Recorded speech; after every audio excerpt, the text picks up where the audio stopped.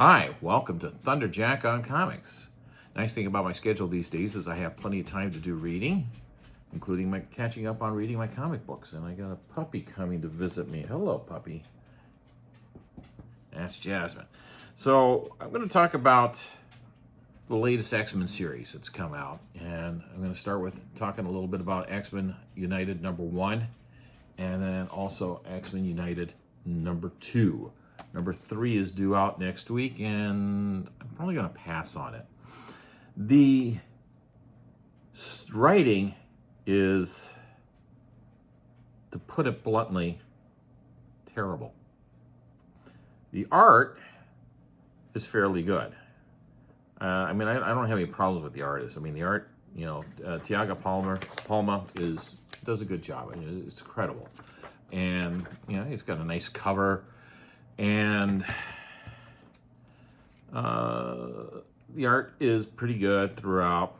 The problem is the writing and the story and the characters. I mean, it's in the first issue we have, what is it, 5, 10, 14, 19, 24, 27 characters. I mean, here's the character list. 27 characters. And when you got a comic book that's, about 18, 20 pages in story, you can't do justice for that many characters in a comic book. It's just too many. The other problems, in addition to the writing, I mean, they got this new place. It's called, Graymatter, whatever the heck it's called. But it's it's a psionic place. I mean, it's a telepathic environment, and so she opens up and she's welcoming everybody to Graymatter Lane. Okay, Graymatter, that makes sense because people talk about the brain being gray matter. So I had a moment to think about that. Sorry about that. And Scott Summers is not on board because he looks at it, there's no place that's perfectly safe. When you get large gatherings of X-Men, there's always going to be problems. And you got 27 people here. And the whole story is about being in this environment, which has, believe it or not, a cafeteria in a place that's telepathically occupied. Does this make sense? No. And I haven't read X-Men in a few years. In fact, the last time around I read X-Men was with the first couple of issues of House of X and Power of X back around, 2019. And I read those online through Marvel Unlimited. And I didn't like that. I thought that was, bad, especially when you got the X-Men burglarizing Reed Richards' laboratory and stealing technology from him. And then going, well, we got the right to do anything we want now. And I'm like, this was bad. And this is worse. And we find out that they can now go out and find potential mutants that are having troubles with their anxiety and their mental health. And we'll go help them out and give them a magic card that's an invitation to come and attend school at Hogwarts. At Graymantle Lane. Still seems like Hogwarts. And it's just not very good. And what they're doing is they're essentially taking a young kid away from her parents without talking to the parents, no parental involvement. And it's just, come on, The X-Men were good guys back in the day when I was reading them, back in the 70s and 80s, especially when Chris Claremont was writing for the series. And he turned out some of the best stories, especially for X-Men back in those days. And now we're just getting crap. We've got Kitty Pryde has a clone of Lockheed that is a little different, and there's just nothing here. It's just I'd like to compare it to the Starfleet Academy, which was the most recent Star Trek incarnation, but I never saw it, so I can only go by what was said about it and go, this just doesn't work.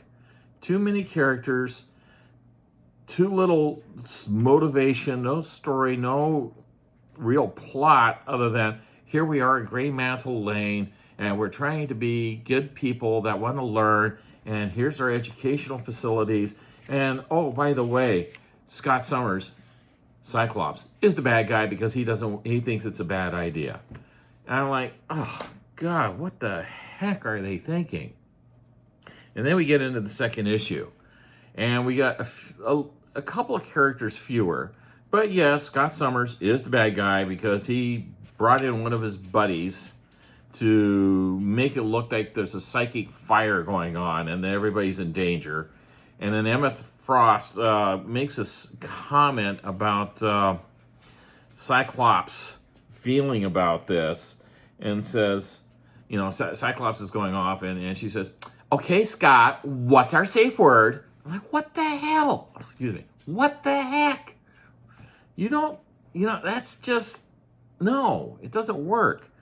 It's just so amateurish in the writing. We barely see any of the characters. They give us a few new characters that are going off on a mission with Captain America, who wants to find out and apologize for what the government did to these guys that were part of the super soldier serum experiments in World War II. And there's still a few of them left, and it's like, why? It's like, okay, he wants to do that, but why is he working with the X-Men? Well, they have this thing that can track down people based on their emotions. Gee whiz. And then teleport him immediately there. I'm like really disappointed with this. It's just, I can't read this anymore. And it's killing me because the X-Men was such a great series throughout the 70s, the 80s, and on into the 90s. And now it's just like, I get back into comic book collecting about 15 years ago with starting my daughter reading comic books. And it's sad. And I think Marvel, the executives of Marvel, whoever authorized the hiring of this writer to write X-Men, you got to look at the person who hired Ewing to write X-Men, and that person should be fired because this is just terrible writing, and it's going to it's killing the X-Men for a series that people are going to want to read. I don't know who they're trying to appeal to. It's certainly not longtime readers, and quite frankly, most comic books are targeted towards people who are longtime collectors and involved in comic book reading and collecting, not the younger generation, because most of them don't have real access to comic books. I mean, seriously, the nearest place we can get comic books, physical comic books, where I live, is a 45-minute drive each way. And I do that. We used to be on my commute route, so it was really easy. So now I got to make a special trip up to the town where the nearest comic book shop is. And we sidetrack it and do other things up there because there's a lot of shopping. And there's, I'm fairly rural with where I live. But, it's just, this is not worth my effort to go buy these comic books. There's other comic books I'd rather spend my money on, especially older comic books to add back into my collection. And it's just disappointing.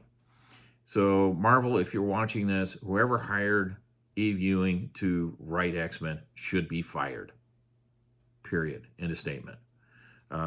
This is just terrible.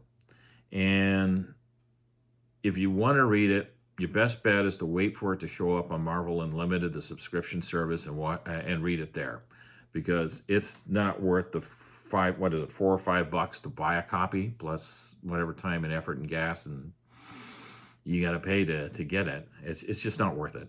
So that's my 2 cents worth. I'm very disappointed with X-Men Unlimited. I'm not going to be reading any more of them. I think I'm still stuck with the pull list on number 3, but I'll deal with that. And, if it turns out to be an improvement, which I doubt, we'll readdress it. But I do not have high hopes for this series to make it beyond, a year of publication. They probably contracted for a year's, 12 issues. And then it'll be gone. And hopefully they'll actually hire somebody who knows how to write X-Men to write X-Men. Because the people they've been hiring do not know how to write X-Men. So that's about it for this time around. We'll see where we go in the future. If you like what I'm doing here, hit the subscribe button. Love to see you come in, comment, and we'll go from there. And see you next time around. Thanks for watching Thunderjack on Comics. Have a good one.